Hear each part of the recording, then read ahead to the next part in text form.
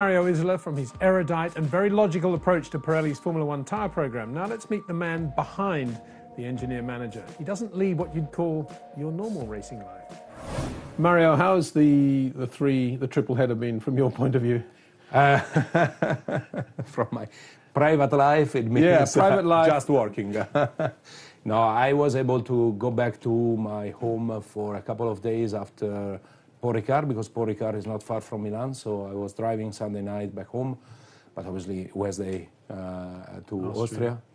And now I have 1 week not at home because I have to go to the office, so not really. You're not going to go to the Silverstone testing? No, I have my colleagues in charge of testing that are. What are you testing at Silverstone? We have we have quite an intense plan for Silverstone because we are developing new construction for the next year and new compounds also. So the three cars have something to do, and luckily it seems that we have good weather. So come to paradise, England. Yeah, it's amazing. So. But you are going to take any holiday or not? I hope next weekend to be on the seaside in Tuscany, hopefully. Nice. So, yeah. Well, you've earned that. A couple of days. You've earned that. Resting. And where is your home exactly? Milan? It's in Milan, yeah. Not far from the company. I live there. I was born there, so I grew up in Milan. When did you join Pirelli? What age? I was 26. It's been a triple header we're just coming out of, don't worry. Yeah, sorry. Yeah. No, 26. It was 1996. Yeah, I joined Pirelli. And how is your life? Tell us about some of the other things you do in your life. You know what I'm talking about. Yeah, but the fans want to hear about this.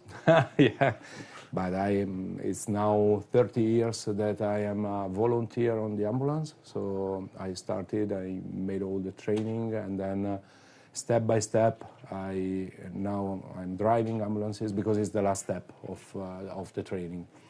And together with other guys, I'm organizing also driving courses for ambulance drivers in Lombardia for the 113 associations that are working together with my association. Is really an interesting activity, I would say. And let me guess that one of the nicest aspects is your relationship with the other guys doing the same thing as you. Yeah. You're like a club of a band It's of guys. like a big family. Yeah. In my association, we are 40 volunteers, organized in shifts because obviously each of us is working as a different job. And we cover mainly nights and Saturday and Sundays.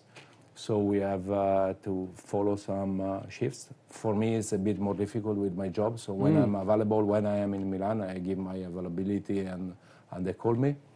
In the past, I was able to do my weekly shift. Now it's more difficult.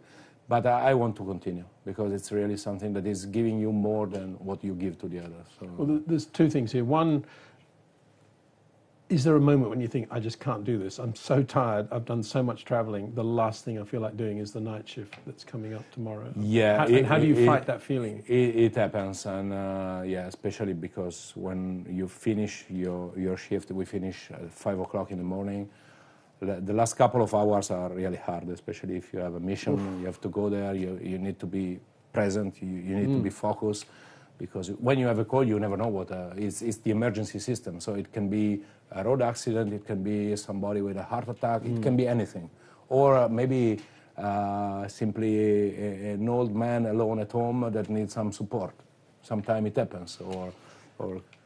And then the other thing is the juxtaposition between what you're doing in that life and the Formula One world in which you live. And I guess you need that in a way, I would suspect, knowing you. Yeah. Because you need this reality check. You need to understand that sometimes Formula One world is a bubble where everything is nice, but it's not the real life. It's not a real world. Don't take it in the negative way. Yeah? It is a world. I'm not saying that. There's some very good people. I'm saying that in real life you meet, and with my activity, especially at night, you meet people that are a lot less lucky than you. And you realize that outside there is a different world. And sometimes it's very useful to reset yourself and say, okay, I'm lucky. Let's continue like that. I think we're very lucky to have somebody like you involved in motorsport. And everybody can do that. Everybody can. I'm not special for that. Well, everybody can. And we have millions of volunteers, not only in the ambulance, but looking after old people or in the hospital or whatever. It depends on the country, obviously, or what you can do. But I think it's really an activity that is giving you a lot, and you can learn a lot from that.